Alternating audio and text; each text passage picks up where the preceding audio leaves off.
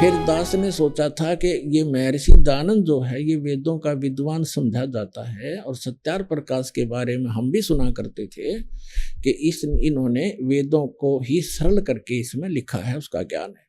तो दास ने फिर सत्यार प्रकाश इस चाव से पढ़ा था कि अगर इसमें समर्थन मिल जाए तो यहाँ के लोग इसको बहुत मानते हैं और ये भी और ज्यादा सहयोगी होगा भगवान को भगवान मनाने में। अब सत्यार प्रकाश जब देखा और वेदों से मेल करा, एक भी कितना भी सच्चाई आसपास नहीं पाई, तो इसलिए दास ने कहना शुरू किया ये सत्यार प्रकाश में कोई भी सत्य नहीं है, ये बिल्कुल झूठा है। और देखो कोई दास का उद्देश्य नहीं, सबको ये समझाना चाहता हूं कि आप दिशा गलत जा रहे हो, आप इसको त्याग दो और वापस आ जाओ। बुद्धिमान थे वो तो आ ही गए, लेकिन जिनकी रोजी रोटी बंद हुई थी आचार्यों की, जो उनसे चंदा लेकर खा रहे थे, इसको बेच रहे थे, रोटी रोजी चला, उन्होंने रोजी रोटी निर्वाह कर रहे थे, उन्होंने भ्रमित करना शुरू कर दिया, झूठ बोलने शुरू कर दिए। चाहा था कि रामपाल बिल्कुल इतना बदनाम कर दें कि कोई इसका नाम से भी नफरत हो जाए लोगों का, लेकिन ये भगवान का मार्ग है, परमात्मा का चलाया हुआ है।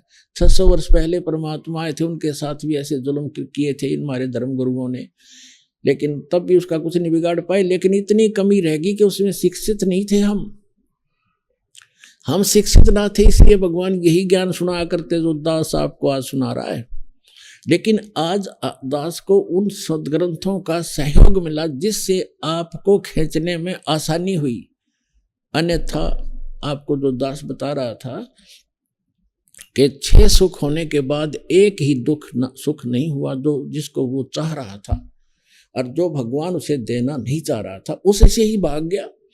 अब आप के बारे में परमात्मा ने कहा कि ज्ञान संपूर्ण हुआ नहीं और हृदय नहीं सदावे, और देखा देखी भक्ति का रंग नहीं ठहरावे।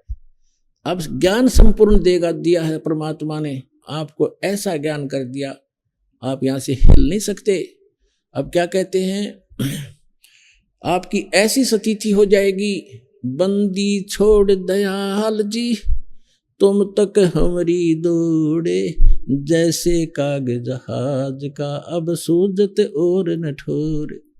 समुद्र के अंदर काग बैठकर चले जाते हैं जहाज के ऊपर, सैकड़ों 200 किलोमीटर जाने के बाद जहाज के चालक पहले समय में ये निरीक्षण किया करते थे कि कहीं तुम्हारा दिशा सूचक डिस्टर्ब तो नहीं हो गया किसी चुंबकीय चट्टान के कारण।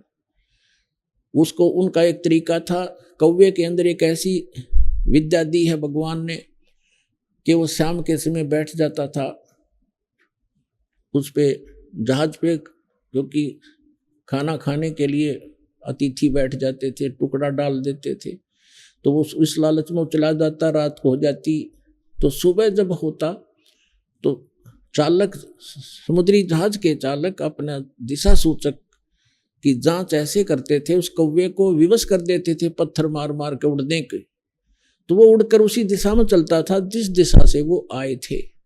पूर्व से आए थे तो पूर्व को ही चलेगा वो सीधा स्ट्रेट, तो उससे वो अपनी दिशा ठीक कर लेते थे। फिर वो कौवा थोड़ी बहुत दूर जाता था, आधा किलोमीटर मुश्किल से, फिर कहीं बैठने का स्थान नहीं उसको दिखाई देता था, वापस आकर उस जहाज पर ही शरण लेता था, नहीं तो कहीं और बैठे तो डूब कर मर जावे। तो पुण्यात्माओं ऐसा ज्ञान करा देगा ये दास आपको, सब प्रमाणित करके सदग्रंथों से। आप उस जहाज के काग की तरफ, कौवे की तरह, आपको पृथ्वी पर कोई ठिकाना दिखाई नहीं देगा सतलोक आश्रम बरवाला के सिवाय, तो आपका जीवन बचावे, आपका मोक्ष करावे। तो पुण्यात्माओं, ये आज जो सत्संग प्रारंभ हुआ है परमात्मा के प्रगट दिवस के उपलक्ष्य में, तो आज आपको केवल सतयुग में परमात्मा आए, ये चारों युगों में आते हैं। हमारे सदग्रंथ बताते हैं कि भगवान ऐसी लीला करता है, चारों युग में संत पुकारे, कूक को हम हेल रे, हीरे माणिक मोती बरसे, ये जग चुगता ढेल रे। सतयुग में सत सुकृत कह टेरा, त्रेता नाम मुनींदर मेरा, द्वापर में करुणा में कहाया, कलयुग नाम कबीर धराया। बोलो सतगुरुदेव।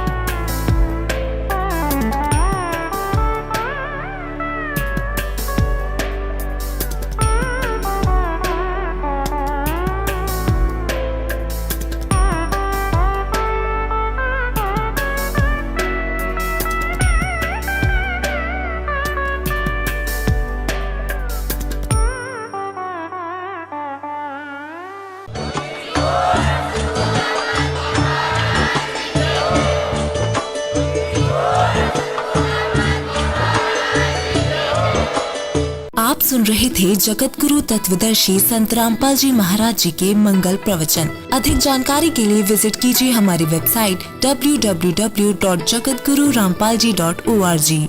संत रामपाल जी महाराज जी के शुभ आशीर्वाद से पूरे विश्व भर में 500 से भी ज्यादा नाम दीक्षा केंद्र हैं, जिन पर संत रामपाल जी महाराज जी द्वारा ऑनलाइन निशुल्क नाम दीक्षा दी जा रही है। अपने नजदीकी नाम दीक्षा केंद्र का पता करने के लिए संपर्क करें 8222880541।